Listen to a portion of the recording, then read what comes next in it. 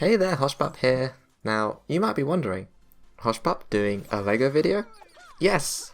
Although it's a LEGO game instead of an animation. So this is LEGO Legacy, a free-to-play minifigure gacha-like game.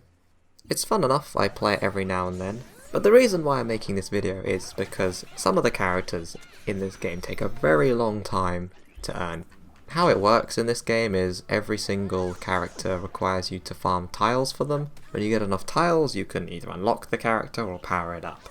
So for one particular minifigure, and the topic of this video, the only way to get them, aside from spending money, but we're not going to be spending money, the only way to get them for free is to battle in the arena and get these arena currency tokens, and then you can use those to purchase some tiles every day or so. Now, usually you get enough if you are far enough in the arena to unlock one set of tiles a day, so that's 3 tiles, and as you can imagine, this takes a very long time to actually be able to unlock one of these because the last upgrade rank costs 150 tiles and then the one before that costs 100, so even that's 250 tiles you have to farm just to get it to the maximum star rank. So I've been farming for quite a while to get this character, and the point of this video is, today's the day that we buy the last set of tiles needed to max it out. So let's head on over to the shop and buy those last tiles. And there we go, we have the 150 tiles needed. It's going to cost us 1.5 million coins to be able to upgrade her, but there we have it. Scarlett the Buccaneer is now maximum star rank. Now of course, most of you probably have no context whatsoever to any of this if you've not played the game, but Scarlett's a very good pirate minifigure, because how this game works is a turn-based strategy game. You get to build a team of 5 minifigures and you'll usually go against another team of between 5 and 7. 5 if it's real players, and then if it's against the AI, they can sometimes have between 5 and 7. But she's very good because when one of your characters drops to 50% or more health, she will gain taunt, which means that you have to attack her and you can't attack any of the other ones.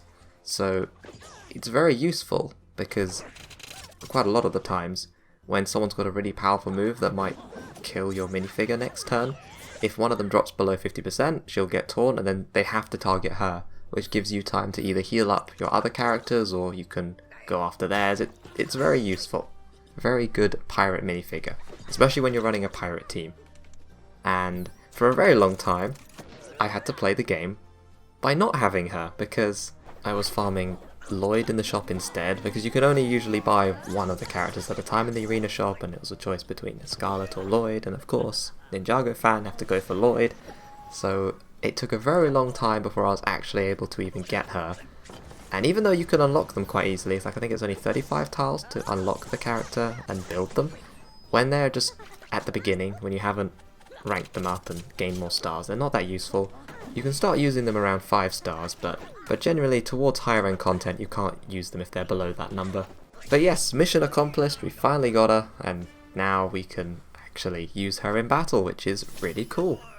In the background you can just see me playing a bunch of different modes trying to show you the ability, but everyone is just being steamrolled by my team, so it's not able to, unfortunately. But I don't know, maybe we'll get lucky later. She's also just a very good minifigure to have aside from the taunt thing, although that's probably the best part of her kit, because she's got some other abilities, such as one which can remove taunt from the enemy. So if they've got taunt, you can remove it. And then her third ability is just a self-heal, and that's not hugely interesting, but it means she can last a long time. Like if she gets taunt and then gets attacked, you can then heal yourself up and then take more damage, while your team can just dish out lots of damage back at the enemy. Very, very helpful.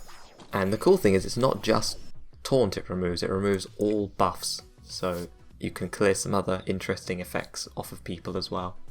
So that was cool, but that's not all we've got, because at some point they had an anniversary update and gave you a bunch of free currency. And yes, because this is a mobile game, it has energy that you need to spend every day, and it's got one of those mechanics where, oh yeah, if you play so much you have to wait until you can play later. That kind of works for me though, because I generally don't have a lot of time to play games, so something just to jump on and do for a few seconds and hop off. Works quite nicely for me, but other people I know really hate that style of gameplay. And usually I do too, but because it was Lego, I had to try it out. So yes, loads of currency, 600 gems, and how are we going to spend it all? I got 1,690 energy to use. The difficulty will be, in a way, spending it, because also how this game works is you loot the tiles, and then you can get tiles for characters or sets. But the thing is, you can only loot the tiles a certain amount of times per day. Like some of them you can only loot 6 times per day. So if you want to loot them more, you've got to spend gems to refresh the node so you can loot it again. So thankfully they did give us 600 gems, but we won't be saving those. We're unfortunately going to have to be spending them so we can loot these nodes more. So we're starting off with the event energy, because at the time there was an event going on, and events open up a special campaign for you to play through, and you get a new temporary currency, and when you loot those nodes you get not only event currency to spend, but also event-specific character tiles. So we made sure to spend all those first. Then we're going on to the red energy, which is a permanent campaign, but separate as yellow and red energy. They both can be spent on different campaigns. So this is the Monolith Waste campaign, which uses red energy. And to be honest, we've unlocked most of the characters here. Eventually you do get to that point where you pretty much max out everything. So even as a free-to-play. So we're just trying to see which ones we actually need to unlock still and spend currency on them.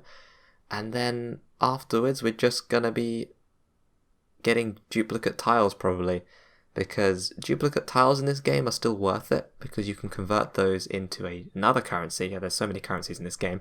And then with that currency you can buy special characters again. I mean, I think we'll go into more detail about that later.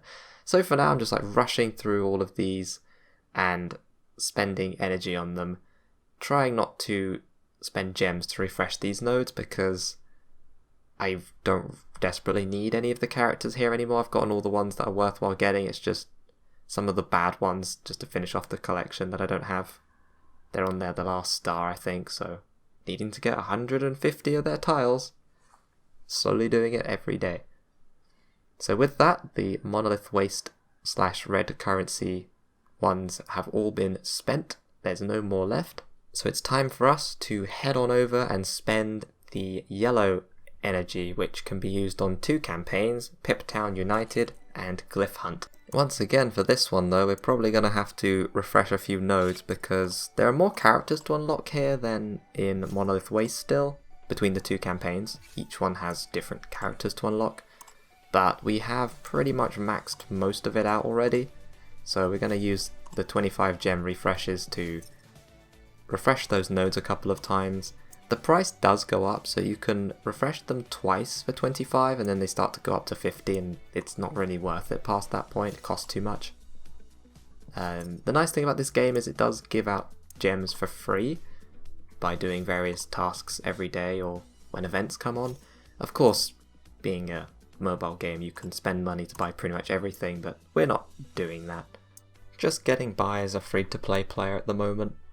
Even going so far as to go and loot the Chicken Man tile, which at the time he wasn't really very good. He got some buffs recently actually, but at the time of recording he's one of the starting characters you get. You have to kind of use him because you don't have many people, and he's good to take up to a certain point, but then afterwards it was a waste of investment to level him up anymore. But since we have so much energy, we need to really just go back and get as many characters as possible. Because at this point as well, we don't really have much else to farm. It's just getting more tiles for characters we don't have to max them out, getting duplicate tiles to spend in the special currency shop, and then gearing up characters.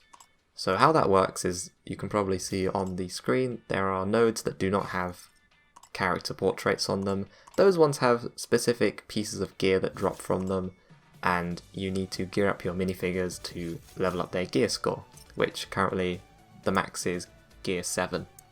So that can take some time to do as well, and that can be worth it, but it's kind of boring spending lots of time looting for gear because the drop rates can sometimes be awful. Like you can spend hundreds and it doesn't give you the pieces you need. So it can take a few days to get a character fully geared. It's more interesting spending it on tiles because you're actively working towards the goal of completing your minifigure collection, which can be quite tricky if you're going free to play because there's a few of them that are definitely locked behind paywalls or are very annoying to unlock without paying. Speaking of, because we did actually run out of tiles to loot, we're now actually going to look at some of our characters and seeing what gear they do need and going to loot some of that. Might as well, because there's no point sitting at max energy, because if you're over the amount of energy that you can store, it won't generate anymore, so we should really spend it all today if we can. It would be nice if we could save it and spend it tomorrow, because then you could just spread it out every day, but sadly, unless you don't want to be generating the free energy, which you definitely do want to, then we have to spend it all. It's all gotta go. Everything must go. A few more fast forwards later, and as you can see, we are out of energy. It's all gone. We managed to actually fully and completely spend all 3 of the free energy that they got. But we did get a lot of free event currency too, so that's really nice because what we can do is we can buy some of these Blacktron Quincy tiles and then we can get him to be a higher star rank as well. Right, so with that, thanks for watching and I will see you guys next time.